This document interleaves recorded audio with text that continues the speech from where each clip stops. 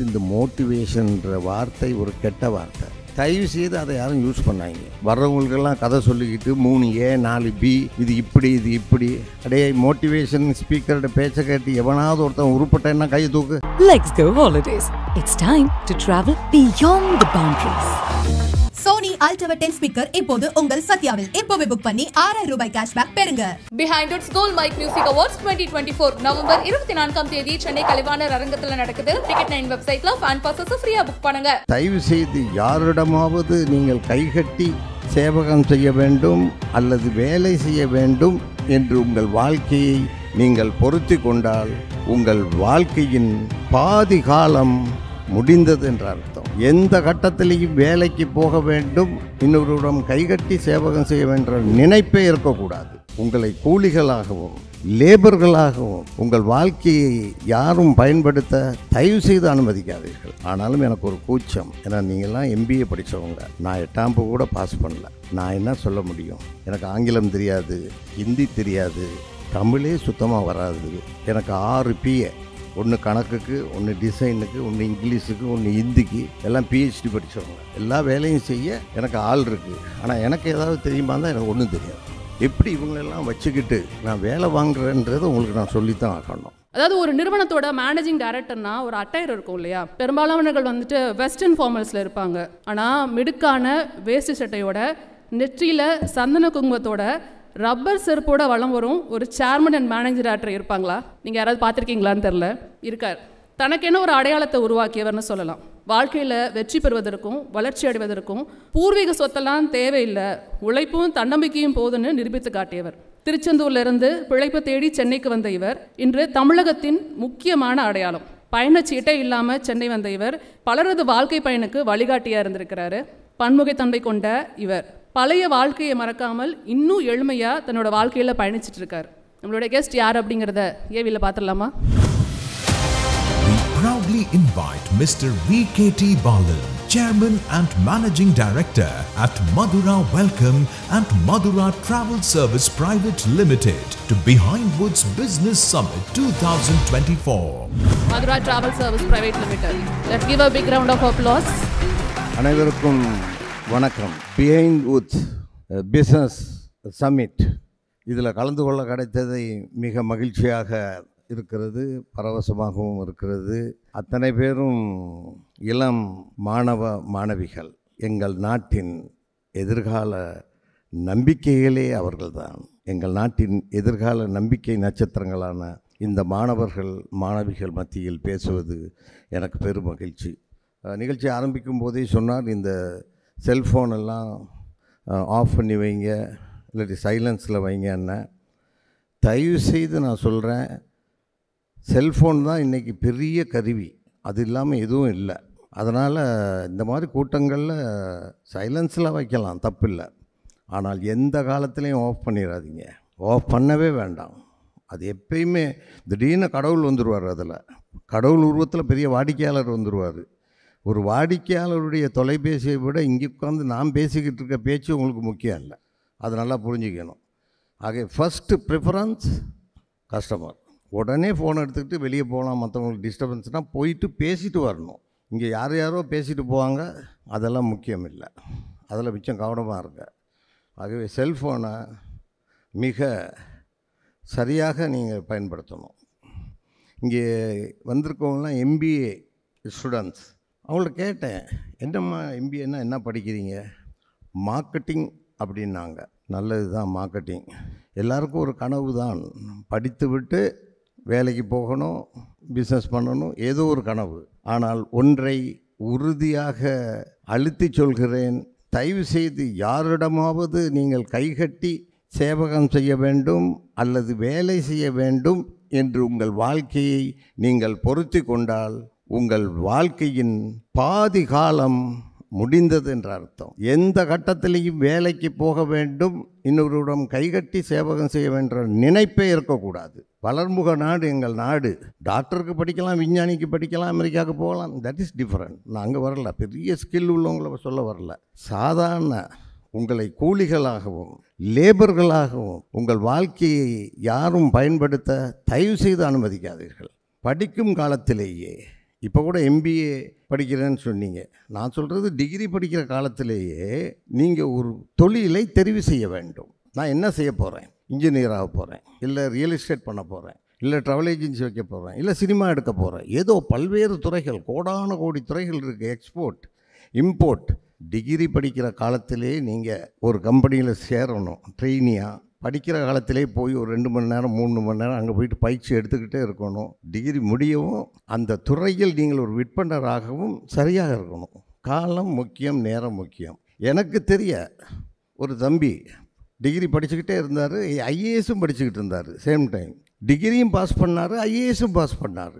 இன்றைக்கி அவர் பெரிய IAS officer. உங்களுக்கெல்லாம் தெரியுமோ இல்லையோ, தூர்தர்ஷனில் 10 வருட காலம் வெளிச்சத்தின் மறுபக்கம் என்னும் நிகழ்ச்சியை நான் தொகுத்து வழங்கியவன். 524 பேரை நான் பேட்டி கண்டிருக்கிறேன். அதில் கொலைகாரர்கள் இருக்கிறார்கள், பிக் பாக்கெட் இருக்கிறார்கள், சமூகத்தின் பாதிக்கப்பட்ட ஏழை எல்லாரும் இருந்திருக்காங்க, திருநங்கைகள்.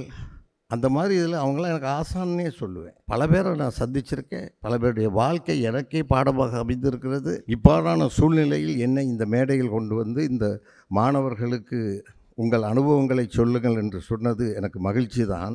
ஆனாலும் எனக்கு ஒரு கூச்சம். ஏன்னா நீங்கள்லாம் எம்பிஏ படித்தவங்க, நான் 8ஆம் வகுப்பு கூட பாஸ் பண்ணல. நான் என்ன சொல்ல முடியும்? நீங்கள்லாம் எனக்கு ஆசான்கள். அவ்வளவு படிச்சிருக்கீங்க. எனக்கு ஆங்கிலம் தெரியாது, ஹிந்தி தெரியாது, தமிழே சுத்தமாக வராது. இன்றைக்கு வரைக்கும் லகரம் தெரியாது, நகரம் தெரியாது, தகரம் தெரியாது, ஒழுங்காக ஒரு லெட்டர் எழுத தெரியாது. லெட்டர் இப்படி எழுதுனா கீழே நன்றின்னு போட்டுட்டு சின்ன 2 சொல்லி நானாவா 3 சொல்லி நானாவான்னு யோசிப்பேன். உடனே இப்படி கிறுக்கி விட்டுருவேன். எனக்கு 6 பிஏ, 1 கணக்குக்கு, 1 டிசைனுக்கு, 1 இங்கிலீஷுக்கு, 1 ஹிந்திக்கு, எல்லாம் பிஹெச்டி படித்தவங்க. எல்லா வேலையும் செய்ய எனக்கு ஆள் இருக்குது. ஆனால் எனக்கு ஏதாவது தெரியுமா தான் எனக்கு ஒன்றும் தெரியாது. எப்படி இவங்களெல்லாம் வச்சுக்கிட்டு நான் வேலை வாங்குறேன்றது உங்களுக்கு நான் சொல்லித்தான் ஆகணும். எங்கள் ஊரில் நான் ஒரு படிக்காத இளைஞன் மட்டுமல்ல, ஒரு போக்கிரியும் கூட. I am a useless fellow in my village, Tiruchendur. என்னோட யாரும் பேச மாட்டாங்க, எந்த வீட்லேயும் என்னை சேர்க்க மாட்டாங்க. இன்னும் சொல்லப்போனால் என்னை யாருமே லவ் பண்ணது கூட இல்லை. ஏன்னா என் லட்சணம் அப்படி. நான் தான் சொல்லிட்டேனே. அதற்கும் மேலாக உருப்படாத ஒருத்தன் இருப்பானாக இருந்தால் அது என்னையே தான் காட்டுவாங்க. அவன் பாரு உருப்படவே மாட்டான்.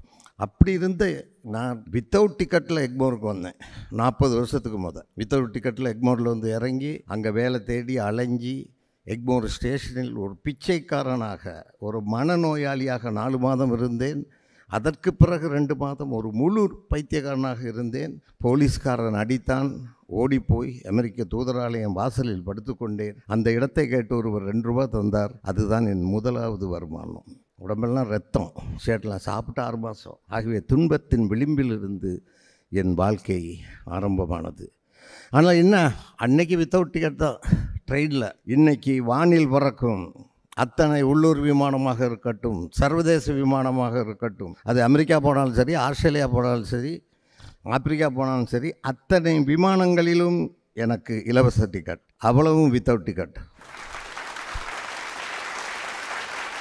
அந்த வகையில் உங்கள் மத்தியில் இந்த வித்தவுட் டிக்கெட் என்ன தான் சொல்ல போகுது? எங்கள் பாடத்திட்டத்தில் இல்லாததெல்லாம் சொல்லிக்கிட்டு இருக்காரு. எங்கள் வில்லேஜில் நாங்கள் செருப்பு போட முடியாது. வேஷ்டியை இப்படி முழுசாக கட்ட இயலாது. இந்த முழங்காலுக்கு மேலே தான் கட்டணும். துண்டு போடவே முடியாது. அவ்வளவு தீண்டாமையின் அகோர அசிங்கங்களில் எங்கள் வாழ்க்கை இருந்தது. இன்று அது வேறு. இன்று வருபவர்கள்லாம் தொப்பு தொப்புன்னு காலில் உழுகுறாங்க, ஆசீர்வாதம் கேட்குறாங்க. இப்போ தான் தெரியுது, சமூகத்தை குறை சொல்லாதே, நீ சரியாக இருந்தால் சமூகம் சரியாக இருக்கும். அந்த வகையில் தீதும் நன்றும் பிறர் தரவாரா, நீ தான் உருவாக்கிக்கணும். உனக்கான சாம்ராஜ்யத்தை, உனக்கான வாழ்க்கையை, உனக்கான அந்தஸ்தை, உனக்கான வருமானம் அது உன் கையில் தான் இருக்குது. நீ நினச்சா குரங்காகலாம், நீ நினச்சா அனுமாராகலாம், உன் கையில் இருக்குது. ஆகவே எம்பிஏ படிக்கிற ஸ்டூடெண்ட்ஸ்க்கு நான் எதுவும் சொல்ல முடியாதுன்றது எனக்கு தெரியும். ஆனாலும் நான் கற்றுக் கொடுப்பதற்காக வரவில்லை, கற்றுக்கொள்வதற்காக வந்திருக்கிறேன். நான் ஏறக்குறைய ஒரு 30 வருட காலமாக இந்த மாணவர் மாணவிகளோடு பழகி கொண்டிருக்கிறேன், பேசி கொண்டிருக்கிறேன். அதிகமான காலேஜ், அதிகமான ஸ்கூலில் நான் பேசிக்கிட்டு இருக்கேன். ரோட்ரி, ஜேசி எல்லாம். எதுக்கு போயிட்டு பேசுகிறேன்னா, அவ்வளவு பேரும் எனக்கு உறவாக மாறிவிடுகிறார்கள், அவ்வளவு பேரும் எனக்கு நட்பாக மாறிவிடுகிறார்கள். அதையும் தாண்டி அடிப்படை சுயநலத்தோடு சொல்கிறேன், அத்தனை பேரும் எனக்கு வாடிக்கையாளர்களாக மாறிவிடுகிறார்கள். ஆகவே எல்லோரோடும் பழகுங்கள், எல்லா கூட்டத்துக்கும் போங்க. அடிப்படை உங்களை நீங்கள் நிலைநிறுத்துறதுக்கு ஏன்னா ஒரு கம்ப்யூட்டர் வாங்குறதுக்கு 1 லட்ச ரூபா செலவு பண்ண வேண்டியிருக்கு. ஒரு மனுஷனை இங்கே வந்ததுலேயே ஒரு 20-30 பேர்கிட்ட கை கொடுத்தேன். அந்த கை கொடுக்குற நேரமே என் மகள், என் பேத்தி, என் மகனோடு கை குலுக்கிற ஒரு மகிழ்ச்சி. அத்தனை பேரும் நான் சாகிற வரைக்கும் என் கூட உயிருக்கு உயிராக இருப்பீங்க, நட்பாக இருப்பீங்க, எனக்கு தெரியும். நானும் உங்களோடு இருப்பேன். இன்றைக்கி MBA, நாளைக்கு பெரிய எக்ஸ்போர்ட்டர் அவங்கள நான் பார்ப்பேன். இப்போ என் வாழ்நாளில் நான் பார்த்துக்கிட்டு இருக்கேன். இன்றைக்கி வாங்க ஏர்போர்ட்டுக்கு என் கூட எத்தனை பேர் ஓடி வராங்கன்னு பாருங்கள். சார் நீங்கள் அங்கே வந்து பேசுனீங்க சார், நான் உங்கள்கிட்ட வேலை செஞ்சேன் சார். ஆஹா, அந்த உறவுகள் வளர வளர எத்தனை பேர் கோட்டைக்கு வாங்க என் கூட செக்ரட்டரியேட்டுக்கு வாசலில் பியூன்லேருந்து சார் நான் உங்கள்கிட்ட வேலை பார்த்தேன்னுவான். உள்ளே போனால் அது ஒரு PA, அவன் நான் உங்கள்கிட்ட தான் வேலை பார்த்தேன்னுவான். எவ்வளோ பெரிய ஒரு தொடர்பு. ஆகவே தொடர்பு முக்கியம் முக்கியம் முக்கியம். அந்த வகையில் என்னை பொறுத்தவரையில் அந்த செல்ஃபோனில் ஒரு சின்ன ஒரு குழு தானே உங்களுக்கு, அது உங்களுக்கு யூஸ் ஆகலாம். இந்த மோட்டிவேஷன்ற வார்த்தை ஒரு கெட்ட வார்த்தை. தயவு செய்து அதை யாரும் யூஸ் பண்ணாங்க. வர்றவங்களுக்கெல்லாம் கதை சொல்லிக்கிட்டு 3A 4B இது இப்படி இது இப்படி. அடையே மோட்டிவேஷன் ஸ்பீக்கரோட பேச்சை கேட்டு எவனாவது ஒருத்தன் உருப்பட்டேன்னா கையை தூக்கு. Let's go holidays. It's time to travel beyond the boundaries. Sony ultra 10 speaker இப்போது உங்கள் சத்யாவில். இப்போவே புக் பண்ணி 6000 ரூபாய் கேஷ்பேக் பெறுங்க. Behindwoods gold mic music awards 2024 November 24ஆம் தேதி சென்னை கலைவாணர் அரங்கத்தில் நடக்குது. டிக்கெட் 9 வெப்சைட்ல ஃபேன் பாஸஸ் ஃப்ரீயா புக் பண்ணுங்க.